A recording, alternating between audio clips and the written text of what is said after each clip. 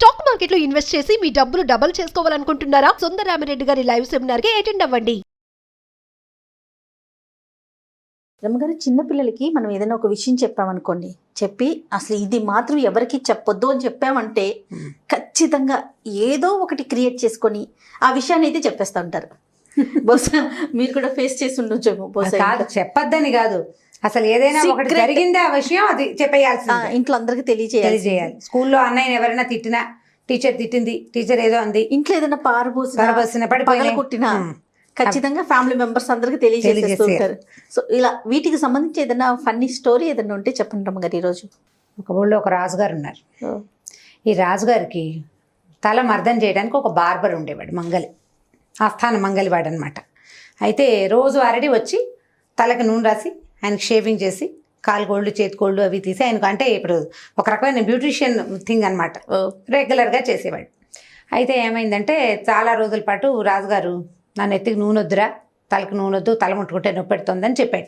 కొన్ని రోజులు అట్లా గడిచినాయి. తర్వాత ఏమైంది, రాజుగారి జుట్టు మురిగ్గా ఉందని రాణిగారు ఒకసారి ఈవిని తెగ తిట్టారు. ఏమిటి శుభ్రంగా ఉంచట్లేదు, రాజుగారి జుట్టుతో మురిగ్గా కనపడుతుందంటే, తల కడిగించుకోండి, చక్కగా నేను మర్దం చేస్తా కదా, నొప్పి లేకుండా చేస్తానని బాగా బతిమలాడాడు. రాజుగారు అన్నారు, అరే నువ్వు ఏదైనా విషయం చూసావా, ఏదైనా నీ కొత్త సంగతి నువ్వు తెలుసుకుంటే అది మాత్రం నువ్వు ఎవరికి చెప్పకూడదురా అన్నాడు. ఏమవుతుంది ప్రభు, చెప్తే ఏముంది మీ దగ్గర చెప్పడానికి అని వాడు నవ్వుతూ, అంటే చిన్నప్పటి నుంచి రాజుకి సేవ చేసే అలవాటు ఉన్నవాడు, ఒక చనువు ఏర్పడుతుంది కదా. ఏముందంటే ఇందులో అన్నాడు, తల తీసేస్తాను రోయ్ అన్నాడు రాజు. అంటే రహస్యం ఎవరికైనా చెప్తే తల తీసేస్తాడు. రాజు నవ్వుతాలకు అన్నాడని వీడు భావించాడు. నెత్తి నుంచి కిరీటం తీసి పక్క పెట్టాడు. ఒకటేవో 2-3 ఆభరణాలు ఉన్నాయి, అవి కూడా తీశాడు. కాస్త చేతిలో నూనె పోసుకున్నాడు. రాజుగారి నెత్తి మీద చేయి పెట్టాడు. కాస్త మర్దం చేస్తుంటే వాడికి చేతికి రాజుకి ముందు తల వైపున 2 బొడిపిల్లాగా తగిలినాయి. వీడు ఏమిటి, ఏదైనా రాజుకు దెబ్బ తగిలితే ఓవైపు బొప్పి కడుతుంది, ఏదైనా కింద పడ్డామనుకో, ఏ గోడవ తగిలింది, దారిని పడ్డాము, గుండు తల బొప్పి కడుతుంది కదా, ఇట్లా ఓవైపు. ఇదేమిటి 2 వైపులా ఉందని వీడు ఏం చేశాడు, ప్రభు బాగా ముందు దగ్గర కూర్చోండి, వెలుగు పడేలా కూర్చోండి, ఎండవైపుకి కూర్చోబెట్టి జుట్టు బాగా తొలగించి చూస్తే రాజుగారి నెత్తి మీద 2 కొమ్ములు మొలుస్తున్నాయి. కనపడేసరికి బిగుసుకుపోయాడు, భయం వేసేసింది వాడికి. ఇదేమిటి, అక్కడి నుంచి 4-5 సార్లు రాస్తే ఆయన నొప్పి గిప్పి అంటలా కామ్గా కూర్చున్నాడు. ప్రభు తలనొప్పి అన్నారు కదా అన్నాడు. తలనొప్పి కాదు, ఏం కాదురా, ఊరికే నాకు ఇష్టం లేదు, నువ్వు చూస్తావని అన్నాడు రాజు. అనేసరికల్లా వీడికి రాజు ఏ విషయంగా తన తల తీసేస్తానన్నాడో అర్థమైపోయింది. ముట్టుకుంటుంటే ఆ కొమ్ముల మీదకి చెయ్యి వెళ్ళేసరికి వీడికి ఒళ్ళు జలదరిచేస్తుంది. మనిషికి కొమ్ములు ఉంటాయా ఎక్కడైనా? ఆశ్చర్యంగా. సరే ఏం చేశాడు, నూనె రాశాడు. కొమ్ములు అయ్యుండవులే, నేను భ్రమపడుతున్నాను, కొంతమందికి మనకు కూడా తల ఇట్లా 2 కోణాలుగా ఉంటుంది కదా ఈ పక్కన, అలాంటిదే ఏదో అయ్యి ఉంటుంది అనుకున్నాడు. సరే ఆ రోజుకి నూనె రాశాడు. వెళ్ళిపోతుంటే రాజుగారు ఇట్లా అన్నాడు, వేలు చూపించి, అంటే ఎవరికైనా చెప్పద్దు అన్నాడు అని ఏమల్లా వేలు చూపించాడు. చూపించేసరికల్లా వీడికి దడొచ్చింది, లోపల నుంచి భయం వేసింది. ఏ విషయం రాజు తనని చెబితే తల తీసేస్తానన్నాడో వాడికి అర్థమైంది. దుడుగ్గానే ఉంది, కొమ్ములు అయ్యుండవులే అని అనుకున్నాడు. ఇంటికి వెళ్ళాడు. మర్నాడు పొద్దున రాజుగారు నెత్తికి నూనె రాయిరా అన్నాడు. కొన్నాళ్ళుగా తలకి నూనె రాయించుకొని రాజుగారు నిన్న రాయించుకుని తలకి ఇవాళ కూడా రాయమంటున్నాడు. వీడు నూనె రాసేసరికల్లా నిన్న ఎంత ఉన్నవి ఇవాళ కొంచెం పెరిగినాయి. ఇలా 5 రోజులు 6 రోజులు గడిచేసరికల్లా చక్కగా కొసలు తేలిన పోట్ల గిత్తలకు వచ్చేలాంటి 2 కొమ్ములు రాజుగారి తలలో ప్రత్యక్షమైపోయినాయి. వీడికి తెలిసిపోయింది, ఇప్పుడు ఇది చెప్పాలి ఎవరికైనా. ఈయన వీడు వెనక్కి వెళ్తున్నప్పుడల్లా ఇలా అంటున్నాడు. భయం వేసేస్తోంది, చెప్పైపోతే వాడికి ఆగేలాగా లేదు. కొమ్ములు రావటం అంటే ఎంత విచిత్ర విడ్డూరమైన వింతైన సంగతి. పైగా ఒకవేళ తాను చెప్తే ఆ కొమ్ములతోటే పొడి చేస్తాడేమో రాజు. నీ పడుకుంటే వీడికి నిద్రలో కూడా రాజుగారి కొమ్ములతో తన్ని కుమ్మేస్తున్న సీనే వస్తుంది. ఇక ఎవ్వరికీ చెప్పలేకపోయాడు. బెంగ పెట్టేసుకుని వాడు అన్నం తినలేడు, పని చేయలేడు, ఎక్కడికి వెళ్ళలేడు, రోజుకి చిక్కిపోతున్నాడు. వాళ్ళ ఆవిడ ఏమైంది, ఏదో మనసులో పెట్టుకున్నావు, అది ఏమిటో చెప్పు, ఏమిటి నీ మనోవ్యాధి అది చెప్పు అంటుంది. రాజుగారి కొమ్ములు వచ్చినాయంటే భార్య ఏమని ఊరుకుంటుంది, అది పక్కింటి వాళ్ళకి చెప్పదు. 1 గంటలో రాజుగారికి చేరిపోతుంది వార్త.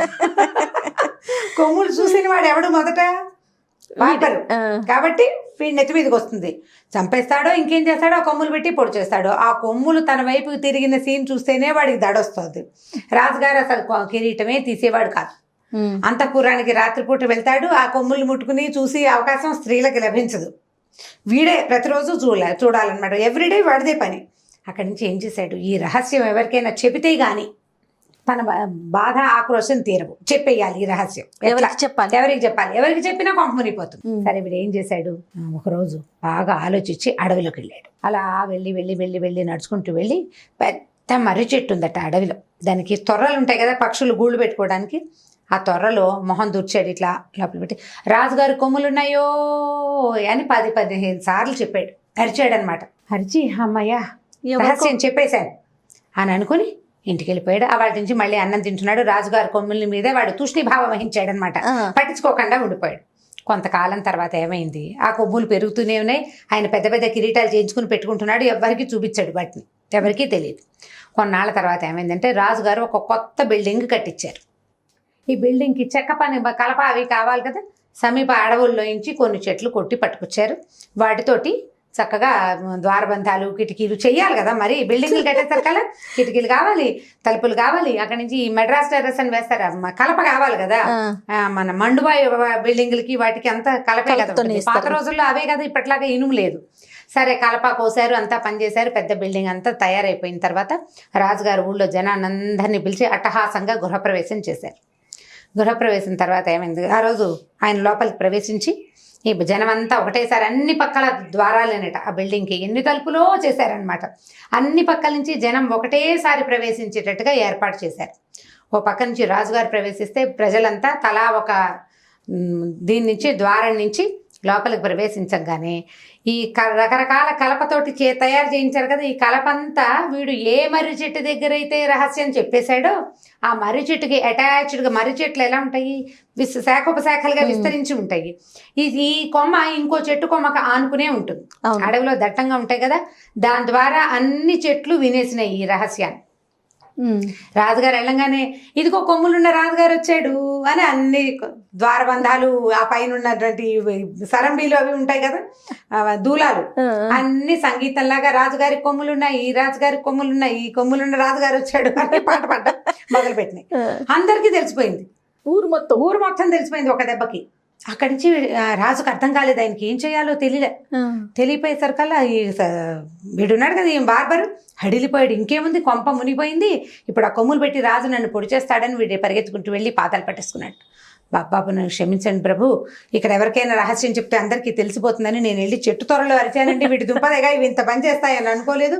ఎందుకంటే అది అత్యంత విచిత్రమైన రహస్యం అవటంతో చెట్లు కొమ్మలు అన్నిట్లోనూ జీర్ణించుకుపోయింది అనమాట.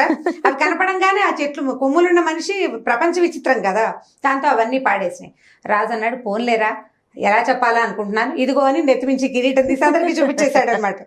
కొమ్ములున్న రాజుగారు మా దేశపు ప్రత్యేకత అని వాళ్ళంతా ఒకరికొకరు చెప్పుకుని తర్వాత స్థిమితపడిపోయారు. రహస్యం దాచినంతసేపు చాలా పెద్ద విషయం, ఓసారి బయటకు వచ్చాక ఇంకేం రహస్యం, ఇక రహస్యం లేదు, బట్టబయలైపోయింది. రాజుగారు కొమ్ములున్న సంగతి ఊరంతా తెలిసిపోయింది.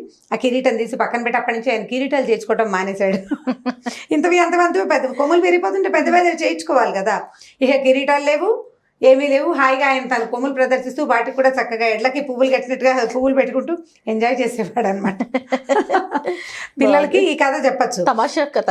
ఇప్పుడు మనం వాడు ఏదైనా రహస్యం దాచలేదనుకో, పిల్లాడు చెప్పకూడదు అని చెప్పిన మాట చెప్పేస్తున్నాడు అనుకో, ఇలా చెప్పాలన్నమాట. ఈ కథ చెప్తే సరదాగా ఉంటుంది, పింగళ వారి పేకి లాంటి కథ. ఎస్, చాలా బాగుంది రమ్మగారు, చాలా ఫన్నీగా అనిపిస్తుంది. ఎప్పుడో చదివాను. ఇంకో కథతో మళ్ళీ కలుద్దామండి. Thank you. ఈ వీడియో కనుక మీకు నచ్చినట్లయితే లైక్ చేయండి, షేర్ చేయండి. మరిన్ని వీడియోస్ కోసం మా ఛానల్ని సబ్స్క్రైబ్ చేసుకోండి.